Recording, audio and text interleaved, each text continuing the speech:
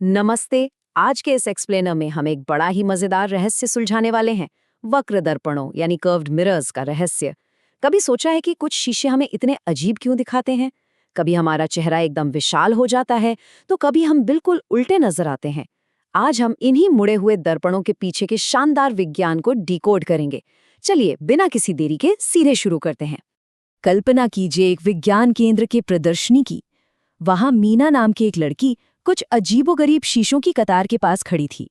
जैसे ही वो एक शीशे के करीब गए, भाई हैरानी की बात थी, उसका चेहरा सामान्य से बहुत ज्यादा बड़ा दिख रहा था।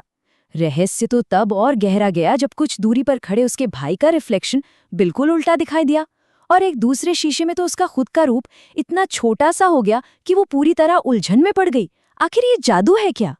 तो सबसे बड़ा सवाल यही है कि कुछ दर्पण हमारे रिफ्लेक्शन को इतना अलग क्यों दिखाते हैं।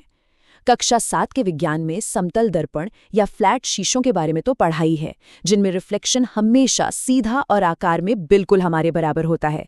लेकिन विज्ञान केंद्र के ये दर्पण ये समतल नहीं थे। वहां मौजूद एक गाइड ने मुस्कुराकर बताया कि भाई ये समतल दर्पण नहीं है, बल्कि ये गोलीय दर्पण है। तो आइए समझते हैं कि ये गोलीय दर्पण आखिर भला क्या है। अब इस विज्ञान को समझने के लिए हर बार किसी बड़े विज्ञान केंद्र जाने की जरूरत तो है नहीं।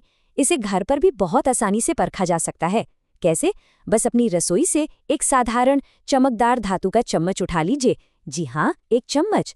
ये चम्मच बिल्कुल उन्हीं विज्ञान केंद्र वाले रहस्यमयी शीशों की तरह व्यवहार करता है।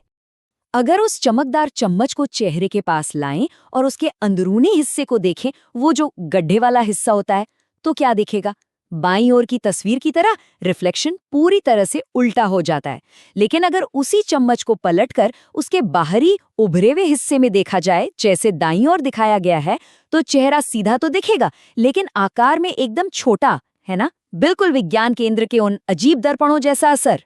तो विज्ञान केंद्र के वो मजेदार दर्पण हो या हमारी रसोई का वो चमकदार चम्मच, ये दोनों ही एक खास तरह के दर्पण के बेहतरीन उदाहरण हैं। विज्ञान की भाषा में इन्हें गोलीय दर्पण या स्फेरिकल मिरर्स कहा जाता है। ये ऐसे मुड़े हुए या कर्व्ड दर्पण होते हैं जिनका आकार किसी गोल सतह का हिस्सा होता है। चलिए इनके प्रकारों को थोड़ा और गहराई से समझते हैं। सबसे पहला प्रकार है अवतल दर्पण, जिसे हम कॉन्केव मिरर भी कहते हैं। ये एक ऐसा गोलीय दर्पण है जिसका परावर्तक पृष्ठ यानी वो सतह जो रोशनी को रिफ्लेक्ट करती है, अंदर की ओर धसी हुई होती है, बिल्कुल चम्मच के अंदरूनी कटोरे जैसे हिस्से की तरह। मतलब जब सतह भीतर की ओर मुड़ी हो और केंद्र की तरफ देखती हो, तो वो अवतल दर्पण कहलाता है। अब इसके ठीक उल्टा होता है हमारा दूसरा प्रकार, उत्तल दर्पण या कॉन्वेक्स मिरर। ये वो गोलीय दर्पण है जिसका रिफ्लेक्टिंग सरफेस बाहर की तरफ उभरा हुआ होता है। ये बिल्कुल चम्मच के पीछे वाले हिस्से की तरह है, जो केंद्र से दूर की तरफ मुड़ा होता है। याद रखने का बहुत ही आसान तरीका है। अंदर की ओर धसा हुआ मतलब अवतल और बाहर की ओर उभरा हुआ मतलब उत्तल। अच्छा, अब एक सवाल दिमाग में आ सकता है कि वैज्ञानिक इनके लिए ये गोलीय शब्द ही क्यों इस्तेमाल करते हैं।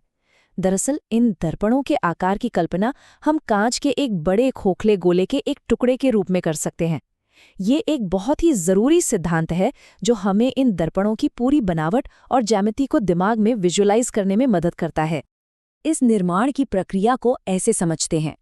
पहला कदम, एक खोखले कांच के गोले की कल्पना कीजिए। दूसरा कदम, अब उसमें से एक मुड़ा हुआ या कर्व्ड हिस्सा काट लीजिए। और तीसरा कदम, अगर इस टुकड़े की एक तरफ एल्यूमिनियम या चांदी की चमकदार पॉलिश कर दी जाए, तो दूसरी तरफ अपने आप एक गोलीय दर्पण बन जाता है। वैसे असल जिंदगी में शीशे सीधे गोले काटकर नहीं बनते, बल्कि फ्लैट कांच को घिसकर और पॉलिश करके उन्हें ये मुड़ा हुआ आकार दिया जाता है। लेकिन खोखले गोले का ये उदाहरण पूरी कहानी एकदम साफ कर देता है। खैर, ये तो हो गई बनावट की बात, लेकिन असल दुनिया में इन्हें पहचाने कैसे? इसके लिए एक बहुत ही छोटा सा अंतर पहचानने वाला टेस्ट किया जा सकता है। सिर्फ सामने से देखकर तो हमेशा ये बताना आसान नहीं होता कि दर्पण अवतल है या उत्तल। असली पहचान के लिए दर्पण को एक अलग एंगल से देखने की जरूरत पड़ती है। अगर हम दर्पणों को साइड या किनारे से देखें तो उनका असली आकार तुरंत पकड़ में आ जाता है। बाईं ओर देखिए, ये अवतल दर्पण का साइड प्रोफाइल है, जहां साफ दिख रहा है कि सतह अंदर की ओर धंसी हुई है। और वहीं दाईं ओर उत्तल दर्पण की सतह बाहर की तरफ एकदम उभरी हुई दिख रही है। इन दोनों के बीच फर्क पहचानने का ये सबसे आसान और सटीक तरीका है। इसी चीज को एक समतल या फ्लैट मेज पर रखकर और भी बढ़िया तरीके से परखा जा सकता है। जब एक अवतल दर्पण को फ्लैट सतह पर रखते हैं तो वो अपने किनारों पर टिक जाता है और बीच में खाली जगह बच जाती है, बिल्कुल एक प्लेट या कटोरी की तरह। लेकिन जब एक उत्तल दर्पण को रखते हैं तो वो बीच के उभरे हुए हिस्से पर टिकता है और उसके किनारे हवा में झूलते रहते हैं। ये इनकी फिजिकल बनावट का क्या ही शानदार प्रदर्शन है। दर्पणों की बनावट तो समझ आ गई, लेकिन सबसे दिलचस्प बात यह है कि ये खास आकार असल में रिफ्लेक्शन को बदलते कैसे हैं। चलिए इसे साबित करने के लिए एक खिलौना कुत्ता परीक्षण करते हैं।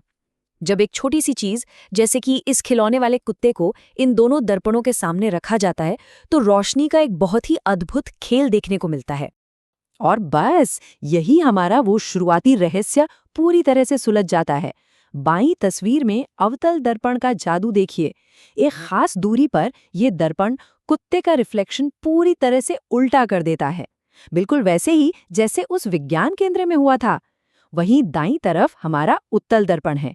इसमें कुत्ते का रिफ्लेक्शन सीधा तो है, लेकिन सिकुड़कर कितना छोटा हो गया है।